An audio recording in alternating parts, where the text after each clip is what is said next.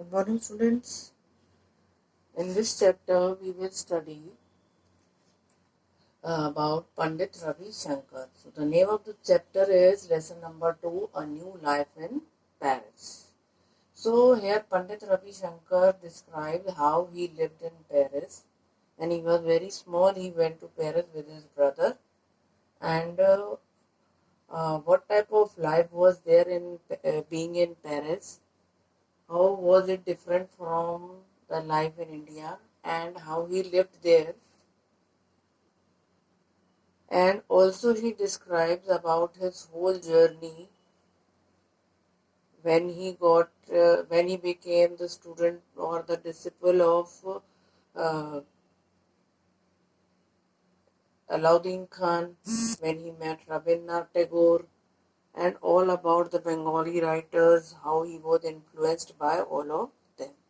So in this chapter we will study the whole story of Pandit Ravi Shankar. So let's begin. Pandit Ravi Shankar was born on April 7, 1920 in Banaras. It is also known as Varanasi. So at a very early age, he was not going to school because at that time in the year 1920, education was not given to children at a very early age as it is now. So maybe after 7 years or 6 years, he went to school. Then he went to Paris in the year 1932. Means at the age of 12, he went to Paris with his brother. And he got the admission over there as he lived there for 6-7 years. So he doesn't want to, there he want to study, and he doesn't want to spoil that time. So he got the admission in the French Catholic School of Paris. But some problem arose being there. The students, the boys were very nasty, they were very loud, and they were very much different from those he had, the friends or the boys he had in India. They were totally different. In the beginning, he had many problems to speak French also, but slowly he got used to it. He learned French, and within some time he was used to it and he learned French.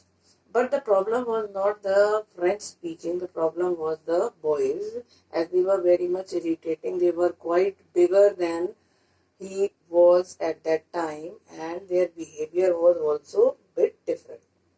So he asked for the permission to stay back at home in Paris and do his studies. So he got the permission, and then he stayed at home and spent his time there in studying and rehearsing with the troupe, and also he got the time to spend with himself, because most of the time he liked to spend all alone, and when he was all alone he used to spend his time in front of the mirror acting as a villain or a hero or something different roles he used to play standing in front of the mirror. Slowly he got interest in playing music, and then he started playing the instruments. Then when they came back to India in the year 1938, he became the disciple of the great sarod player Ustad Alauddin Khan. So from the teacher Ustad Alauddin Khan, he learned how to play the sarod, and he became the sarod player afterwards by learning from him. Then, when he became a disciple, he also liked to read many different Bengali writers. So there were many, but among them Sharat Chandra was his favorite, and he used to read his books, his works, as though he was reading the total custom and the knowledge of Bengali religion as well as the custom of the Indian religion. Then he, at the age of 11, he got an interest to read our great epics, the Ramayana and the Mahabharata. And these two epics influenced him very much at that age, and he liked to read them again and again and learned and got very much knowledge from the characters of Ram, Sita, Krishna, Arjun, and a lot many peoples about the culture, the traditions, the customs, the life of India many years ago. Then he started to learn and to read Lord Buddha. As the Lord Buddha had everything, but he left everything to gain knowledge, to attain knowledge. Same way, he also learned, he got the knowledge from Lord Buddha how he has left everything for gaining knowledge. He was a very rich man, but still he left everything for gaining knowledge. Then, at the age of 13 years, he began to read Rabindranath Tagore's stories, poems, novels, etc. In the beginning, he was very much, he got very much difficulties in reading because most of the things went above his head. He was not able to understand the feelings, the words that Rabindranath Tagore used to write in his work.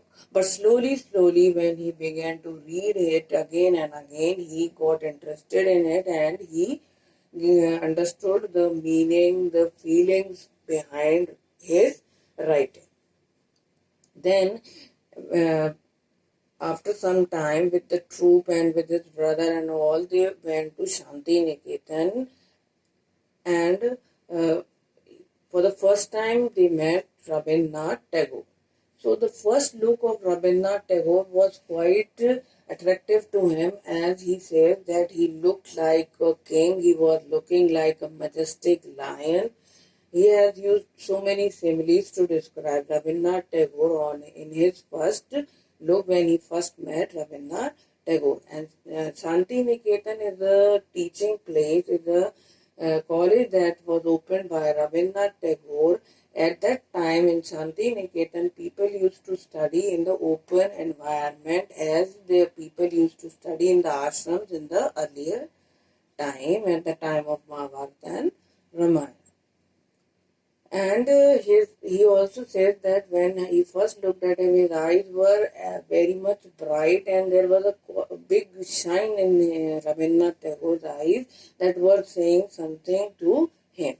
So when he went forward to touch his feet, he blessed him and said, "Be great like your father and be great like your brother." Means he wants to bless him that what his brother has, what name his father has gained, what name his brother has gained, he will also gain the same name in the coming future. And his blessing worked. Now Pandit Ravi Shankar is a well-known sarod player. So his blessings worked for him and he became very much famous.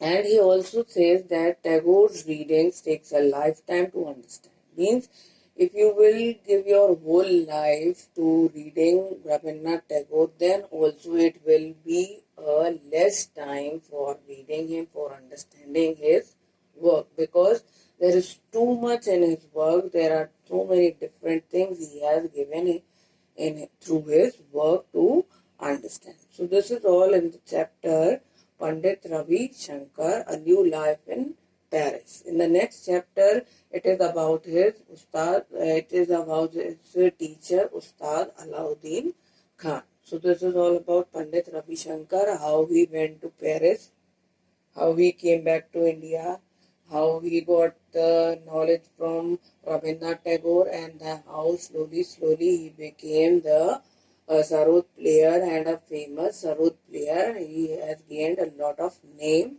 in musical and classical music.